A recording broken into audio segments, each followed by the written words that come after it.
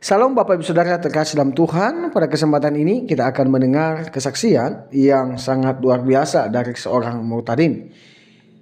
Dia percaya Yesus karena dia mengalami mukjizat dari Tuhan.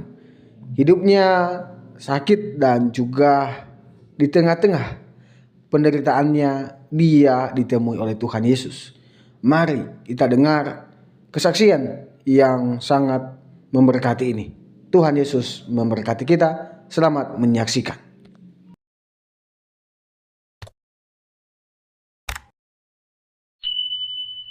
Itu nama kecil saya, nama lahir saya Ayani. Sekarang nama saya sudah jadi Maria Magdalena. Itu nama yang diberikan oleh Tuhan untuk saya boleh hidup baru. Saya mau menceritakan kebaikan Tuhan di dalam kehidupan saya. 8 tahun yang lalu, saya hidup di dalam kegelapan. Yang artinya, saya itu cinta oleh Tuhan, tapi saya nggak tahu Tuhan mana yang saya sembah.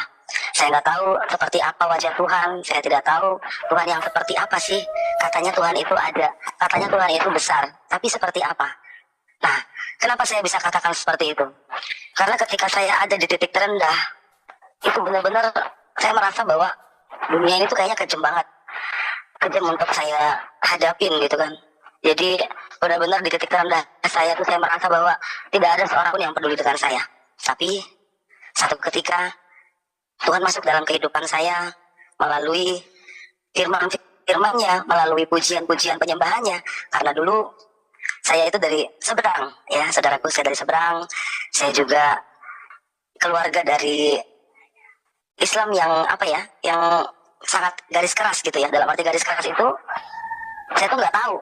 Kayak Sunda Wiwitan ya, kalau di Jawa Barat itu namanya Sunda Wiwitan. Jadi Sunda Wiwitan itu Islam enggak, agama ini enggak, agama itu enggak. Pokoknya dia nggak punya pegangan gitu kan. Akhirnya saya ngikutin yang orang-orang banyak lakuin, saya ikutin. Terus saya dalam perjalanan kehidupan saya merasa ada yang hilang di dalam diri saya. Saya merasa ini saya itu sholat 5 waktu gitu kan. Tapi ketika saya itu sedang ada masalah, saya tuh merasa diri saya itu hampa gitu kan. Nggak ada satupun orang yang tahu apa masalah saya, how are you, atau bagaimana. Saya tuh kepengen ditegur, kepengen ditanya gitu kan. Itu hati saya seperti itu, kacau banget hidup saya itu. Dari yang dulu hidup saya itu penuh dengan kegelapan, hidup saya itu nggak ngerti arah. Terus saya mulai masuk ke pondok, saya mulai masuk sekolah agama, saya mulai masuk di pesantren-pesantren kilat gitu kan, di kampung saya. Tapi percayalah, saya mengalami yang tidak orang lain alami. Mungkin saya melihat orang lain kalau mereka mondok gitu kan, anaknya pulang dengan baik-baik saja segala macam. Tapi yang saya alamin tuh, saya tuh perasaan saya tuh hampa, saya tuh nggak menemukan apa-apa gitu kan. Padahal saya sudah menghabiskan banyak waktu di sana gitu kan. Tapi saya tidak menemukan apa-apa. Itulah kehidupan saya. Saya hidupnya dulu yang tidak kenal Tuhan Yesus, berada di dalam kuasa-kuasa kegelapan, kuasa-kuasa setan. Kemudian saya mendapatkan suami juga yang seorang paranormal. Jadi saya malah tambah parah gitu kan. Bukan saya tambah baik, tapi saya malah tambah parah hidup saya. Suami saya tidak pernah mengajarkan yang baik gitu kan. Artinya dia selalu mengajarkan saya tentang kejawen gitu kan. Ilmu kejawennya dia. Karena dia dukun terkenal di sini. Waktu itu dia dukun terkenal. Tapi puji Tuhan, setelah perjalanan waktu, Tuhan sudah lawat dia, Tuhan sudah angkat dia, dan sekarang kami sama-sama melayani. Saudaraku, setelah bertobat, saya pelayanan. Saya tuh belum sadar ya. Waktu di kolam waktu saya dibaptis, saya tuh ngomong kayak gini, Tuhan, aku nggak mau jadi orang Kristen. Karena apa? Karena kalau orang Kristen itu kalau ibadah itu hanya 1 minggu sekali. Nah, aku nggak mau kayak gitu, karena aku sudah biasa sholat 5 waktu, gitu kan. Terus sekarang aku suruh hanya 1 kali saja dalam 1 minggu. Aku nggak mau, Tuhan. Jadi di kolam baptisan itu aku bicara seperti itu. Mungkin sepertinya saya itu sedang menguji Tuhan ya. Kalau sekarang baru tahunya seperti itu, kamu waktu itu menguji Tuhan. Jadi saya bilang, Tuhan, aku nggak mau seperti ini. Aku mau jadi orang Kristen yang bukan biasa aja. Karena ibu rohani saya, Ibu Ametalina waktu itu bilang bahwa Mbak Yani selamat, sekarang kamu sudah masuk dalam kerajaan Allah. Jadilah orang Kristen yang bukan orang Kristen yang biasa-biasa aja. Ya saya sih, ya amin, amin. Saya masih sekarang sampai bingung, kok bisa sih bilang kayak gini ibu gitu kan. Ternyata waktu saat saya sudah bertobat, mengalami pertobatan, dan saya mengalami restorasi dalam hidup saya mengalami hidup. Tadinya saya tiap hari mintanya mati. Tapi ketika saya sudah mengenal Tuhan, Tuhan jamah hidup saya. Tuhan berikan saya hidup yang baru. Ketika saya berjumpa dengan orang yang sakit, Tuhan berkati saya dengan pengurapan. Orang yang dijamah sakit dengan tangan saya, Tuhan melawat saya melalui orang itu. Melalui saya orang itu sembuh. Apapun sakitnya. Beberapa kali Tuhan itu pakai hidup aku, memberikan aku tugas. Kadang-kadang tugasnya itu melalui mimpi, saudaraku. Melalui mimpi yang saya benar-benar kalau saya cerita sama orang, mungkin saya dibilang gila. Jadi saya pernah sering bermimpi malam saya lagi tidur, lepas doa saya bermimpi mau mendapatkan seseorang. Orang itu laki-laki, orang itu sudah sakit lama, orang itu sudah nggak berdaya di kasurnya. Nah, kemudian saya langsung keluar dari kamar, tapi ketika saya teriak itu nggak ada satupun yang mengerti apa ada apa di dalam gitu kan. Kenapa Bu? Kenapa gitu? Kamu kenapa? Enggak, aku mau dapat tugas dari Tuhan. Tugas apa? Ya, aku mau mendoakan orang lain karena ada seorang laki-laki, orang itu sudah sakit, sudah terkapar. Tolong, saya tidak tahu rumahnya di mana, tolong ini motor saya doakan supaya motor ini dinyampein ke tempat orang yang sakit itu. Kemudian saya pegang motor itu, motor anak rohani saya pegang, saya berdoa. Dalam nama Yesus, motor ini akan dijamah oleh Tuhan, dibawa oleh Tuhan untuk ke tempat di mana orang itu berada. 2 hari kemudian, orang itu datang, anak rohani saya datang, kemudian dia bilang, Mami, kan manggil saya Mami, Mami, aku ketemu sama orangnya, dan itu benar apa omongan Mami, ayo sekarang, mana? Ayo siap-siap gitu. Udah siap-siap berangkat. Saya berangkat sampai ke rumahnya. Terus saya lihat kalau bapak ini nggak sakit, ibu ini juga nggak sakit. Tapi saya memang sudah tahu bahwa orang itu ada di dalam. Terus saya langsung bilang, Shalom ibu, gitu kan. Saya bilang Shalom ibu. Iya Shalom, ada apa? Perkenalkan nama saya Maria. Saya dapat mimpi seperti ini.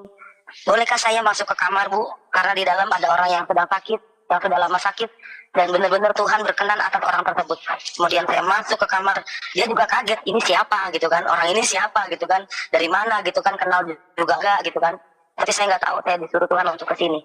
Tidak ada yang menyuruh saya, tidak ada yang ngojok-ngojokin saya ke sini, saya disuruh ke sini. Tolong Ibu, saya mau berdoa.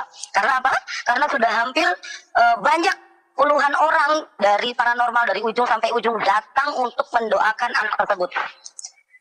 Saya bilang, Pak, anak ini sakit, ada jalannya Tuhan, anak ini sakit. Karena dari sakitnya anak ini, itulah yang akan membawa Bapak kepada Tuhan. Ternyata Bapaknya punya ilmu sastra jendra, Bapaknya punya ilmu kejawen. Dan beliau melihat saya, ketika beliau melihat saya, dia sudah hanya senyum-senyum saja. Anak Bapak sakit hanya untuk kemuliaan Tuhan, Bapak dipilih oleh Tuhan, Bapak boleh bertobat. Bolehkah saya masuk ke dalam? Saya masuk ke dalam, tanpa pikir panjang lagi saya langsung sujud di kaki anaknya itu. Saya bilang, Tuhan, Engkau sangat berkenan atas orang ini. Tuhan, aku tidak minta mujizat. Berikanlah kesembuhan untuk orang ini. Dan apa yang terjadi? Malam besoknya, udah masuk ICU, langsung menghembuskan nafas terakhir. Ada satu hamba Tuhan juga yang bilang sama saya mau tarik jiwanya. Pak, saya punya rambu-rambu kalau berdoa. Bukan hanya Bapak aja yang punya hikmat.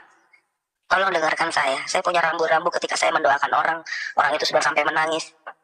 Saya sudah sampai menangis orang itu tandanya orang itu mau pulang. Tapi saya nggak mau ngeduluin Tuhan, Pak. Doa yang terbaik, saya tidak berani minta mujizat dan saya sudah nyerah. Jadi ketika saya masuk dalam doa, kalau saya sudah menyerah, saudaraku, itu tandanya saya nggak boleh melewatin maunya Tuhan gitu kan. Kadang orang banyak minta mujizat, minta kesembuhan, minta semua. Kita maksa-maksa Tuhan, padahal sudah waktunya orang itu kembali. Tapi kita bagaimana di sini yang suka bertemu dengan pendoa, ya kita bolehlah melihat semua itu dengan kasat mata kita. Walaupun kita tidak lihat kasat mata, ya sudah, kita berdoa saja. Yang penting kita lakukan bagian kita. Itu satu doa yang benar-benar saya jalanin, tugas dari Tuhan yang sangat luar biasa, yang aku merasa bahwa ini apa ya? Ini panggilan saya atau bagaimana? Nah, udah, orang itu meninggal. Kemudian apa yang terjadi? Ya. Oh ya. Oke, Pak. Ya, jadi sudah seperti itu. Apa yang terjadi, saudaraku, atas orang tersebut? Setelah anaknya meninggal, 40 hari, 100 hari. Tapi saya waktu di hari ke-100 itu saya dapat kesaksian dari ibunya, dari istrinya bahwa Bapak sudah mulai ke gereja. Bapak sudah percaya Tuhan Yesus lagi. Loh, emang dulu nggak percaya Tuhan Yesus? Percaya, cuma Bapak dari kejawen katanya. Jadi masih separuh ikut Tuhan, separuh ikut setan, seperti itu. Artinya dia punya 2 hamba di sana ya. Dia masih belum percaya, di rumahnya masih ada jimat-jimat. Terus saya dengan suami ketika mendatangi ke rumahnya, suami saya udah langsung bilang, di rumah ini ada beberapa jimat, tolong dikumpulkan, tolong dibuang, jangan pakai jimat lagi. Maaf Pak, itu kan suami saya Pak Eko namanya. Maaf Pak Eko, Bu Maria, tapi itu air suci, bukan air suci, itu bukan air suci, entah itu apa, kayak buntelan putih gitu kan. Tapi setidaknya saya mau bertanya, itu lebih besar dari Tuhan atau enggak? Kalau itu lebih besar dari Tuhan, ya berarti ada yang salah, saya gitu. Tapi bolehkah berkenankah untuk dibuang? Nah, itu cuma hanya sebuah tanah, saya gitu. Kita tidak usah lagi pakai hal seperti itu. Saya juga dulu dari istilahnya kegelapan ya, dari spiritual gitu kan, sudah nggak mau lagi dengan yang seperti itu gitu kan. Tapi ada beberapa teman-teman saya juga yang mengatakan bahwa orang tersebut kena santet segala macam. Nah, ini yang harus dikasih tahu bahwa tidak semua orang sakit itu kena santet gitu kan. Jadi percayalah bahwa ini memang sudah jalannya Tuhan lah untuk orang ini pulang gitu kan. Kita lakukan bagian kita saja, walaupun saya percaya di dalam hati saya melawan kuasa-kuasa gelap itu, melawan di dalam roh itu, benar-benar Tuhan itu maunya apa atas orang ini. Mau saya ambil, mau saya pulangkan misalnya. Jadi tapi kuasa gelap bilang ini milikku gitu kan. Jadi kayak rebut-rebutan gitu kan. Makanya saudaraku, banyak orang yang sakit tahun-tahunan, puluhan tahun sakitnya tidak sembuh-sembuh. Karena apa? Karena masih ada yang belum beres di dalam hatinya, di dalam pikirannya, di dalam jiwanya. Ada yang mencengkram roh di dalamnya itu, ada yang mencengkram gitu kan. Banyak yang mencengkram rohnya, bukan hanya satu gitu. Apalagi kalau orang tersebut suka datang ke tempat paranormal, orang tersebut suka datang ke tempat-tempat yang wingit gitu kan. Secara otomatis roh-roh itu akan menempel, akan datang ke jiwa tersebut. Apalagi yang paling terparahnya, kalau orang itu benar-benar menyimpan sebuah kepahitan, sebuah kegeraman, sebuah emosi yang masih belum bisa diluapkan gitu kan. Jadi itulah yang menghambat mereka untuk pulang. Selain dosa, masih ada lagi. Jadi roh yang menguasai orang tersebut udah sama dosa, sudah sama dikuasai oleh roh kegelapan. Nah, kita para pendoa inilah diutus Tuhan untuk masuk ke dalam pelayanan roh ini gitu kan. Saya juga kadang-kadang diintimidasi saudaraku. Ketika saya tuh melayani doa, ya kita mintanya yang terbaik ya kan, minta mujizat untuk orang tersebut. Tapi tahu-tahu orang yang kita doakan meninggal. Orang yang kita doakan tahu-tahu sudah amsyik lewat aja itu. Aduh, malamnya tuh kita diintimidasi, ya ampun kok meninggal. Lah, emangnya nyawa punya saya mana tahu gitu kan. Pernah juga satu ketika, saya lagi tidur, terus langsung lagi dapat mimpi lagi.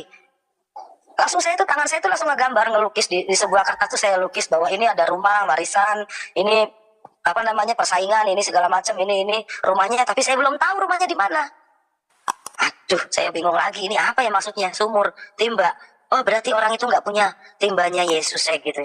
Saya ambil, berarti orang ini tidak punya pertolongan dari Tuhan Yesus. Saya cari, saya minta tolong juga. Saya doakan juga motornya anak rohani saya. Dalam nama Yesus, motor ini mengantar kamu ke orang yang akan kita layani. Jadi sepertinya Tuhan tuh sudah memberikan saya tuh schedule. Memberikan saya tuh, nih loh, besok kamu ke sana, besok kamu ke sana. Apalagi yang dekat mungkin sudah mungkin bisa ya jangkau. Kalau yang jauh-jauh lewatnya pulau. Kayak kemarin pulang dari Bali, pulang dari Pangkal Pinang. Lah kalau secara keuangan, secara apa? Saya nggak ada yang gaji. Saya hidupnya masih di jalanan kayak gini gitu kan. Hanya tinggal dalam satu petak seperti ini. Kita nggak punya pekerjaan tetap gitu kan. Terus tahu-tahu Tuhan kasih kita itu tugas. Suami saya pun lagi mau bertobat seperti itulah. Sekarang kalau Tuhan mau pakai hidupku, aku mau dibilangin mau pergi kemana-mana, terus dari mana perginya? Dari mana jalannya? Dan percayalah saudaraku, kalau memang Tuhan yang sudah utus, Tuhan juga yang akan menyertai. Sebentar, saya mau minum dulu.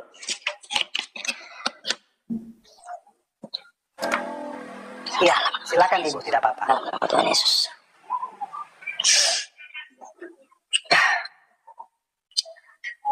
Kuasa gelap itu saudaraku tidak akan pernah diam saja atas orang-orang yang punya panggilan seperti saya. Panggilan misi, panggilan untuk jiwa-jiwa.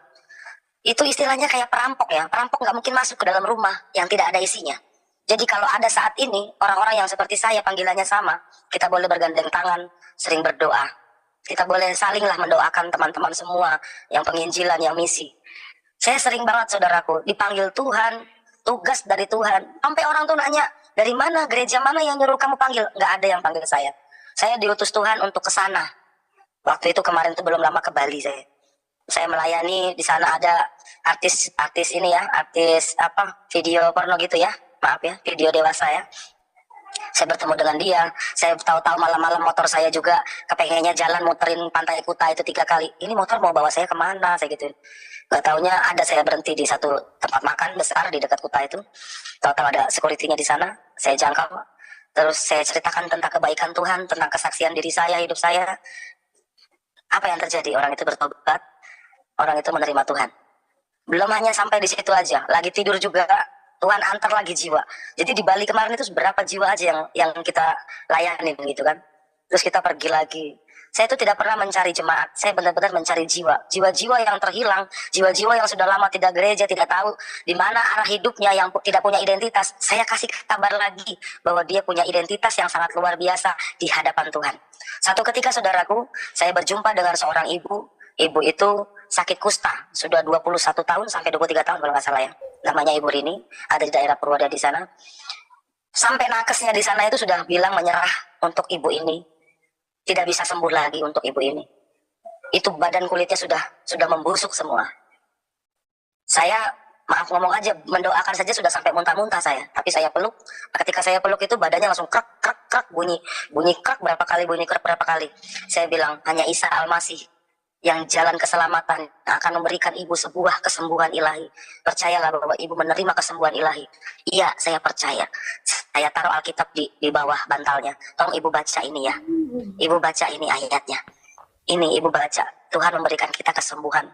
Ya Bu ya, tolong dibaca, dipegang. Saya berikan minyak dari saya, minyak urapan. Minyak juga saya buat di rumah sendiri. Saya buat minyak itu sendiri, kemudian saya berikan. Ini tolong untuk dioles, ini tolong untuk diapain. Nah, selama berapa lama ibu tersebut dinyatakan sembuh. Dan satu ketika nakes-nakes di daerah situ mendatangi ibu ini. Siapa yang menyembuhkan kamu? Kenapa kamu kok bisa sembuh kayak gini? Berobat di mana? Kemudian aku nggak tahu, ada ibu yang namanya Maria katanya kesini mendoakan saya. Saya nggak perlu lagi berobat, saya sudah sembuh. Sudah saya masukin juga di YouTube saya itu namanya Ibu Rini. Nah kemudian kemarin terakhir lagi ada juga yang sakit kusta gara-gara melihat video saya di Miracle Night, Miracle TV ini. Miracle TV melihat video saya yang kesaksian waktu itu, kemudian dia catat nomor WA saya, dia langsung telepon saya, Bu. Assalamualaikum, katanya, ini dengan saya. Tolong Bu, bapak saya sakit kusta. Ibu tahu dari mana kalau bapak ibu sakit kusta?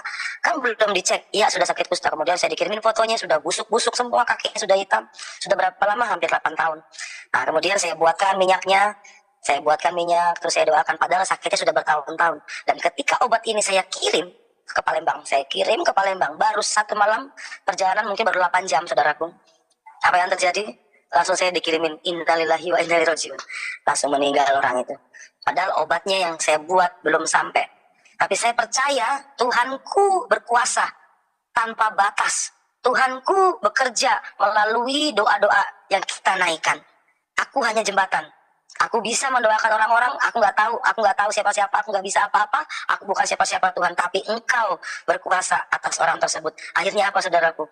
Orang itu melihatlah video-video saya, kayaknya ibu ini dulunya mantan muslim ya Bu, kok ibu kok bisa jadi orang Kristen? Gimana ceritanya? Saya kirimin itu lagi video dari Miracle TV yang sangat memberkati saya luar biasa, dari kesaksian yang pernah saya kesaksian di sini kan. Nah, jadi satu kampung itu mereka pada nonton katanya, jadi difotoin kan. Udah kehapus fotonya. Difotoin, ini kami semua pada nonton ibu katanya. Semua di sini pada nonton ibu, kami semua di kampung katanya. Dan kami berterima kasih. Jadi ini minyaknya yang dari ibu mau diapain? Ya sudah, dibagi-bagi saja di sana. Ada yang sakit-sakit dikasih saja, saya gituin. Puji Tuhan, malah saya dianggap saudara sama orang tersebut. Ibu main ke sini ya Bu, walaupun bapak kami sudah meninggal, tapi nggak apa-apa, ibu jadi saudara kami. Itu lucu lagi seperti itu. Dan masih banyak lagi pelayanan yang sangat saya alami, yang di luar akal pikiran saya gitu kan. Kok bisa seperti ini gitu kan? Yang ibu kemarin aja, yang waktu saya mimpi itu berapa tahun yang lalu itu saya mimpi ibu itu, saya bilang itu di sana ada Ibu Suri. Saya bilangnya orang itu Ibu Suri, kenapa? Karena ibu itu kayak dicengkrem, rambutnya panjang, dicengkrem dan duduk di atas kursi roda gitu kan. Duduk di atas kursi roda, di belakangnya itu sudah kuasa gelapnya banyak yang menyelimuti orang ini. Itu saya lukis, lukisannya masih ada, tadi saya juga sudah kirim Pak Franky itu. Udah saya lukis, nggak ngerti tulisannya kayak apa kan. Saya tulis di situ, ini seperti ini. Tapi apa saudaraku terjadi? Saya ditolak. Karena memang ini menyangkutnya ke selatan ya, dia punya perjanjian ke pantai selatan, jadi saya tidak berani untuk ikut campur. Kalau memang saya sudah ditolak, ya sudah. Kan firman Tuhan berkata kalau kau ditolak kau harus kebaskan kakimu. Jadi hari itu saya ditolak, tapi tidak berhenti sampai di situ. Doa-doa yang kami naikkan, doa-doa yang kami panjatkan, saya rasa sampai kepada beliau, sampai kepada ibu tersebut. Dan sampai saat ini pun orang itu belum bisa dikunjungin, belum bisa apa. Apa yang terjadi saudaraku? Saya melihat itu benar-benar dia di atas balkon, ibu itu di atas balkon, duduk di kursi roda, di belakangnya sudah ada kuasa-kuasa gelap yang melindungi dia katanya ya. Dan saya lihat, saya tuh gak percaya, karena saya memang bukan orang yang bisa melihat setan gitu ya. Saya nggak tahu ini karunia atau bagaimana, saya nggak ngerti. Jadi saya masuk, saya intip itu tempat itu, ternyata benar saudaraku, ada kursi rodanya di situ. Dan memang itu rumah lantai 2, ada balkon di atas. Dan ternyata itu adalah sebuah kontrakan yang nggak laku-laku kontrakannya, sepi kontrakannya. Dan ada hanya satu ibu itu di dalam. Kata saya, kenapa kami tidak boleh mendoakan? Why, ada apa? Kok kami tidak boleh mendoakan dia? Dan ternyata setelah kami berdoa, ditelusur, itu saya berdoa saudaraku, badan saya itu kayak keluar, apa namanya, kaca, serpihan kaca ya. Jadi saya tuh kayak menembus dinding, saya tuh kayak keluar serpihan kaca sampai berdarah tangan saya. Itu ketika kami berdoa di situ, sudah berdoa, saya percaya Tuhan, apapun yang terjadi, orang itu sudah Engkau lawat, orang itu sudah Engkau urapi. Walaupun saya tidak bisa sampai ke sana, saya gitu. Dan saya belum tahu juga kabar terakhirnya sekarang bagaimana atas ibu tersebut, tapi percaya ibu itu sebenarnya memang istilahnya secara lahir sudah tidak kuat lagi, kayak pisang, pohon pisang dikasih sandaran gitu kan. Nah seperti itu sih gambarannya untuk ibu tersebut. Tapi saya tetap selalu berdoa ketika melewati rumahnya, biarlah ibu itu dijamah oleh Tuhan. Saya tidak merasa bahwa ada yang sia-sia dari pelayanan saya. Itu ada lagi, itu seorang dukun, saudaraku. Saya pernah menjangkau jiwa seorang dukun terkenal di sini. Saya tidak bisa sebutkan namanya. Saya menjangkau beliau sampai saya itu dibakarin menyan, saya dibakarin dupa, saya dikasih minyak. Kemudian dia mendoakan saya. Siapa yang bisa mendoakan saya? Orangnya mencelat katanya. Kemudian ketika dia berdoa, dimatikan semua lampu. Itu saya tuh badannya muter saudaraku. Muter badan saya.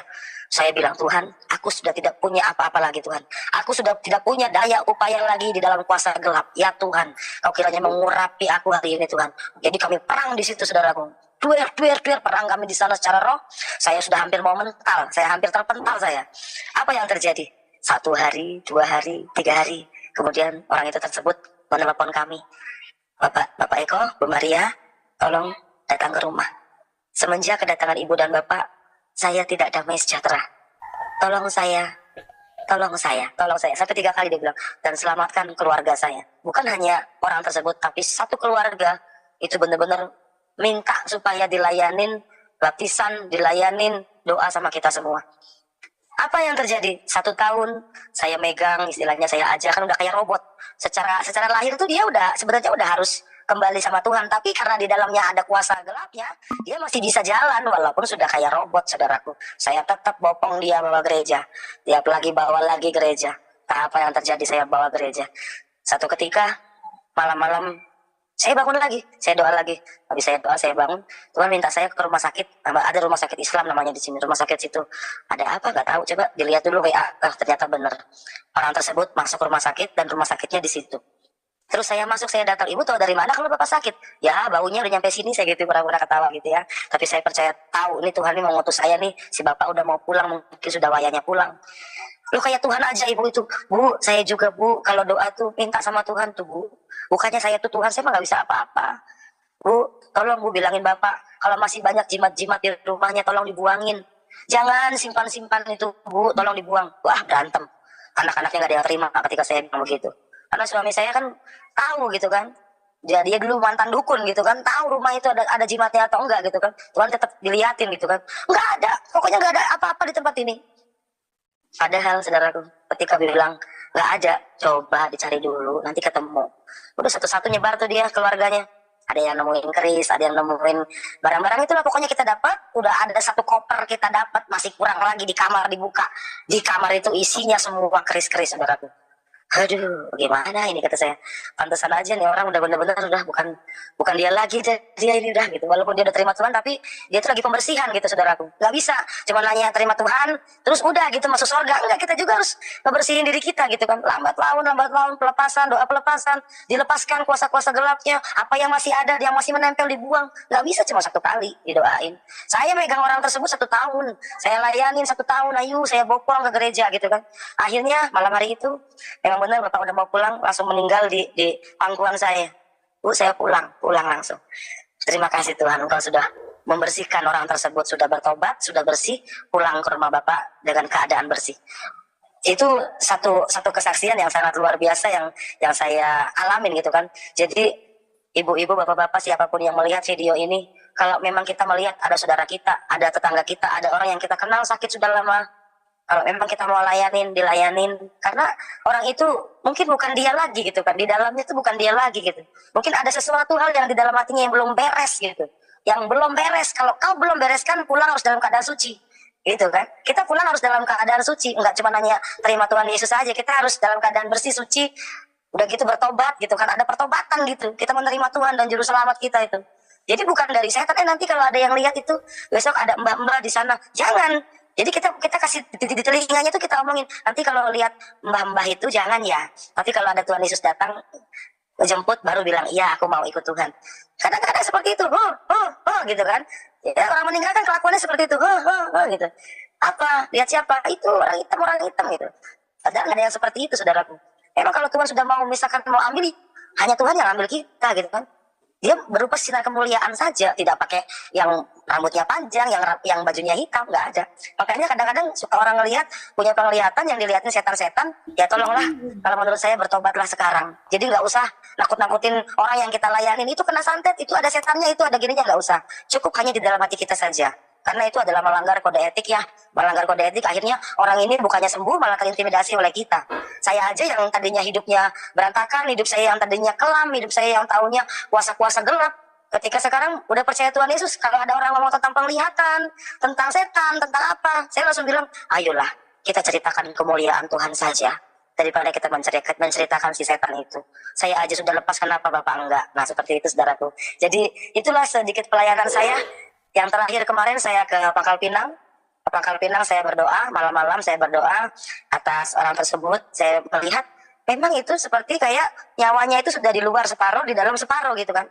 Saya bilang sama anak-anaknya, tolong panggil semua anak cucunya, saudaranya semua, tolong minta maaf sama orang ini. Tolong saling ada tukar maaf gitu kan. Loh emang kenapa Naomi? Gak apa-apa, udah gak apa-apa. Tapi saya sudah tahu di dalam diri saya bahwa oh Tuhan mau panggil toh. Ya sudah, memang harus dibersihkan. Terus saya langsung berangkat, saya nggak tahu bagaimana cerita Tuhan, ada aja jalan Tuhan untuk saya boleh melayani orang tersebut, saudaraku. Mobil itu biasanya yang 12 jam saya naik, malam itu 8 jam naik, jam 4 pagi saya sudah di bandara, sudah sampai di bandara jam 8 pagi, nah pemberangkatan jam 11, nah jam 11 itulah, pemberangkatan jam 9 itulah orang tersebut menghembuskan nafas terakhirnya. Kira-kira saya bersalah nggak? Kok nggak saya pegang orang itu udah meninggal? Enggak ada yang salah. Tidak ada yang salah dengan pelayanan apapun yang kita lakukan gitu kan. Saya sudah lakukan bagian saya gitu kan. Kalau saya sampai ke sana orang itu meninggal ya baguslah, puji Tuhan gitu kan. Bagus, puji Tuhan, sudah bersih, kita sudah lakukan bagian kita berdoa. Yang penting berdoanya dan yang penting pelayanan penghiburannya. Tapi saudaraku nggak terima sampai di situ. Setelah saya pulang, intimidasi itu datang. Serangan-serangan itu datang kepada saya. Kaki saya sempat bolong sakit, nggak sembuh-sembuh, udah hampir 2-3 bulanan. Bibir saya juga sakit waktu itu di sini, sakit ya di sini, luka di sini. Kemudian ketika saya sendiri saya mau berdoa, itu benar-benar suara, gitu. Mana jiwa-jiwa yang kamu layanin, mana? Kemana mereka? Kamu kalah itu katanya. Kamu cuma jangkau jiwa aja, tapi jiwanya nggak ada, mana? Kamu kan nggak punya gereja, kamu pendeta tapi kamu nggak punya gereja. Saya diintimidasi saudaraku. Kemudian saya nangis di situ. Saya nangis, kata saya, loh kenapa saya harus bertanggung jawab atas jiwa-jiwa yang sudah saya layanin? Emang saya salah apa? Saya langsung berdoa, dalam nama Tuhan Yesus, kata saya, kau tangking kau, keluar, lepas kau pergi dari tempat ini, aku bilang. Pergi sekarang juga, saat ini juga kau pergi, kataku. Kau tidak bisa mengintimidasi aku. Aku sudah melakukan bagianku, menjadi hambanya Tuhan, yang diutus oleh Tuhan kemanapun pergi. Aku tidak pernah merugikan siapapun, aku bilang. Aku tidak pernah meminta-minta roti sama orang, aku bilang. Kemanapun Tuhan utus aku, Tuhan mengurapi aku. Kemanapun Tuhan utus aku, Tuhan yang memberikan aku untuk aku makan, untuk aku apa, Tuhan memberikan aku bilang. Jadi intimidasi itu benar-benar datang kepada saya itu bertubi-tubi. Emosi saya dibikin mental ini, dibikin benar-benar hampir gila saya kemarin. Karena nggak tahu, pokoknya apa kelemahan saya itu yang akan dihancurkan sama iblis itu yang akan diambil celahnya. Maka hati-hati, orang yang dipakai Tuhan, dia juga bisa dipakai setan. Karena apa? Karena setan memang benar-benar pengen mengoyak dia. Pencuri tidak akan berani masuk dalam rumah yang kosong. Untuk itu saudaraku, saya juga memohon doa kepada saudara-saudaraku di sini. Siapapun yang pendoa, dimanapun, mari saling dukung doa untuk kami yang misi di jalan, misi di pulau-pulau, misi di tempat dimanapun Tuhan berikan kita tempat. Yang untuk di jalan-jalan kita seperti kita ini jangkau-jangkau jiwa di jalan. Saya tidak mau lagi peduli dengan omongan orang, peduli dengan intimidasi iblis. Saya sudah tidak lagi, saya lakukan saja bagian saya. Kalau saya mikir itu saya sakit saudaraku. Saya sakit mikir, kok orang yang saya doakan mati tuh Tuhan. Kok orang yang saya doakan kok kayak gini, kok bisa begini gitu kan. Jadi intimidasi itu kuat banget gitu loh. Enggak cuma asal habis doain udah selesai, enggak. Apalagi kalau kita sudah lupa kebas-kebas, kebas-kebas dalam nama Yesus, lupa, udah kita pulang. Udah yang namanya kuasa-kuasa seperti itu gak kelihatan, cuma mungkin hanya di Indonesia aja yang kelihatan pocong, kuntilanak, wewe, gombel gitu kan. Sebenarnya kuasa gelap itu udah benar-benar meliputi kita, itu gak kelihatan seperti apa wujudnya saudaraku. Kalau menurut saya seperti itu. Karena saya bukannya orang yang bisa melihat setan gitu, dan saya tidak mudah percaya dengan hal itu gitu. Walaupun saya ada di dalam dunia roh gitu kan, tapi entah kenapa Tuhan memilih saya untuk saya boleh melayani jiwa-jiwa yang dalam keadaan sakaratul maut. Kebanyakan orang yang hampir sakaratul maut, orang yang udah sakitnya lama, orang yang benar-benar udah di jalannya, udah nggak tahu di jalannya jalan apa, yang udah nggak kenal Tuhan sama sekali, yang udah melupakan Tuhan benar-benar dalam hidupnya, itu saya akan datang. Makanya saya selalu melihat ada ayat Yesaya 6 ayat 8. Bisa dilihatkan ayatnya? Ya, saya bisa Lagi. buka Ibu, Yesaya 6 ayat 8, tetapi hanya bisa keluar di YouTube dan Facebook Ibu, tapi tidak di layar Ibu, nggak apa-apa ya? Iya, Atau saya bantu baca Ibu ya? Saya bantu baca Bu ya? Pak, silakan. Sebentar Ibu, saya buka dulu Yesaya 6 ayat 8 Bu ya. Yesaya 6 ayat 8, sebentar Bu ya. Oke, saya sudah ketemu ini.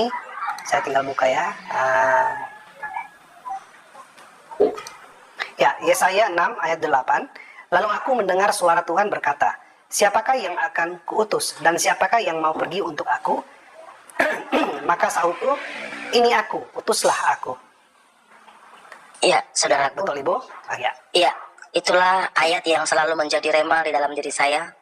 Saya hidup berdua saja sama suami saya, dan ayat ini benar-benar rema untuk saya bisa dibawa Tuhan kemanapun Tuhan pergi, dibawa Tuhan kemanapun Tuhan mau. Dengan 24 jam Tuhan kasih saya waktu untuk melayani jiwa-jiwa yang tersesat, jiwa-jiwa yang sakit. Untuk itulah Tuhan kirim saya di depan rumah sakit ini. Saya kadang kalau malam suka keliling di sana.